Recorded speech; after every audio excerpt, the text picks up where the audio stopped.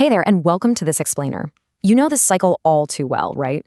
You spend hours sweating at the gym, you completely cut out carbs, you're meticulously tracking every single calorie on your phone. But then a few months later, boom, you're right back where you started.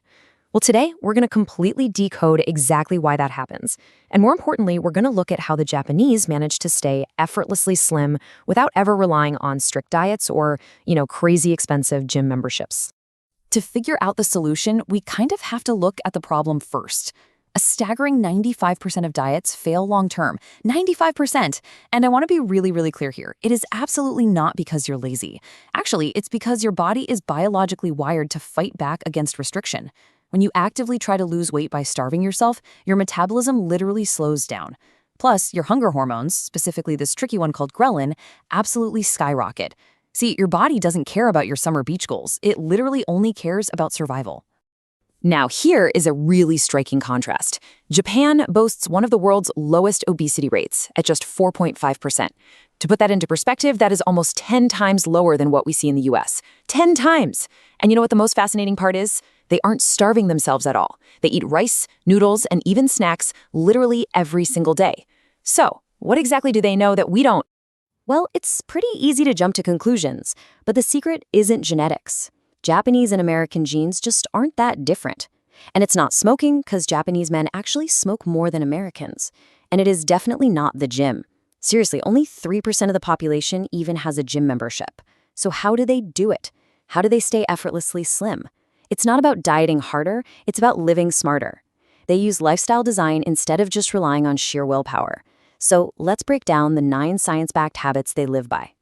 Okay, let's dive into our first pillar, designing your environment and reprogramming your food reality. Habit number 1 is all about training your taste buds early on. In Japan, food education starts right in school. Every single lunch is planned out by a nutritionist, it's made fresh daily, and the kids eat it together in class. There are no vending machines, no processed junk. Children just grow up tasting real flavors. Vegetables, rice, fish, and that becomes the absolute foundation of what normal tastes like. Compare that to the super profit-driven American school lunches, tater tots, chicken nuggets, chocolate milk. It's essentially a factory diet that actually trains a child's brain to crave sugar. But here's the big takeaway for us. Taste is just a habit. You can retrain it at literally any age by simply replacing one processed item a week with something fresh. Slowly but surely, your brain actually starts craving real food again. And that brings us to habit 2, healthy convenience.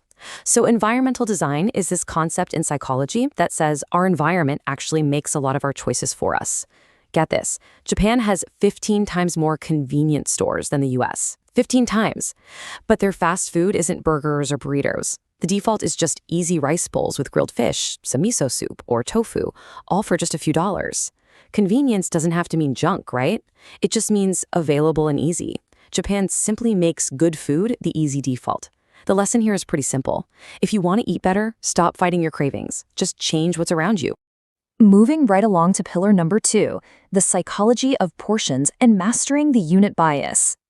Habit number 3 is portion control without the pain. Japanese culture deeply values moderation.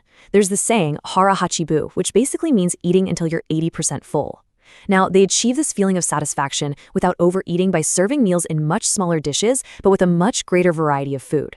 So you might have a little bit of rice, a little soup, some fish, and some veggies. Because of all that variety, your brain genuinely thinks you've eaten way more than you actually have. It's kind of like a magic trick for your stomach. There are no giant sodas and definitely no all-you-can-eat refills.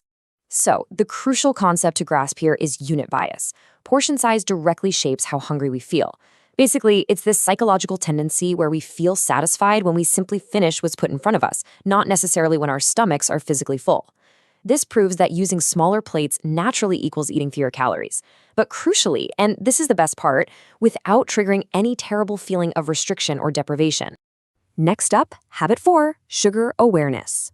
A standard soda can in the US is a massive 350 milliliters, but in Japan, it's just 150. Because of structural things like this, the average Japanese person eats literally half the sugar of an American. Half! Even their desserts are tiny, though they are beautifully made. They find their satisfaction through the actual experience of enjoying the food rather than just consuming a massive volume of it. And science totally backs up why this works. Research actually shows that if you cut your sugar intake by just 40% for 2 months, you literally start perceiving sweetness as 40% sweeter.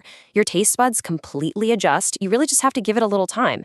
A super easy micro action you can take today: just swap out one sugary drink for green tea. It is totally calorie-free, it helps lower stress, and it naturally boosts your metabolism. It's a complete win-win. All right, into pillar number 3. Rhythm and natural movement, or living in sync. Habit 5 is structured eating. Most Japanese people eat their 3 main meals at incredibly consistent times. Typically, we're talking breakfast before 9 a.m., lunch by 1 p.m., and dinner before 8 p.m. See, when your meals have a set rhythm, your hormones naturally follow that exact same rhythm. This kind of consistency predictably prevents emotional snacking and those really dangerous late-night binges. If your eating schedule's all over the place, your brain just panics and grabs whatever is nearby, which, let's be honest, is usually the absolute worst option. Predictability is basically discipline's quiet twin. Set some fixed meal times and just watch your cravings calm down. Habit 6 is all about moving naturally. Like we mentioned earlier, the Japanese don't work out in the traditional sense, they just move. In science, they call this NEAT, or non-exercise activity thermogenesis. It's those tiny daily movements that actually add up to massive calorie burns. Walking to the train, climbing a flight of stairs, biking to work. This built-in, everyday movement completely eliminates the need for some stressful, guilt-inducing gym routine. It's just motion seamlessly built into the natural part of living. Which brings us to our final pillar. Pillar number 4, the mindful meal, respecting the process. Habit 7 is slow eating. Did you know it takes about 20 minutes for your brain to actually signal to your body that you're full? 20 minutes! Eating with chopsticks naturally slows you down, which gives your brain the crucial time it needs to realize, hey, I'm actually full. You aren't just rushing the food down your throat before your body can even register it. Now, if you aren't exactly a pro with chopsticks, don't worry. Here is a highly actionable alternative so you can easily implement slow, mindful eating into your very next meal.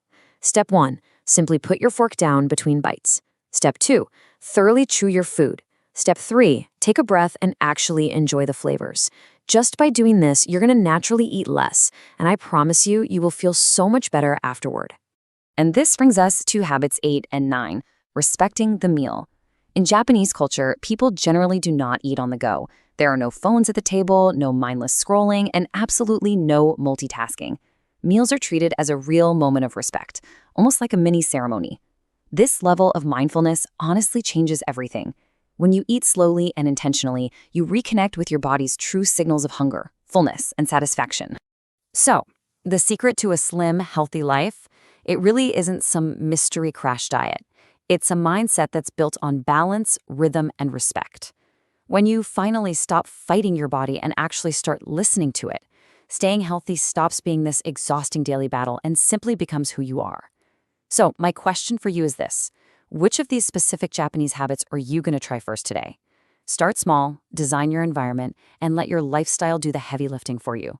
Thanks for hanging out, and I'll see you in the next explainer.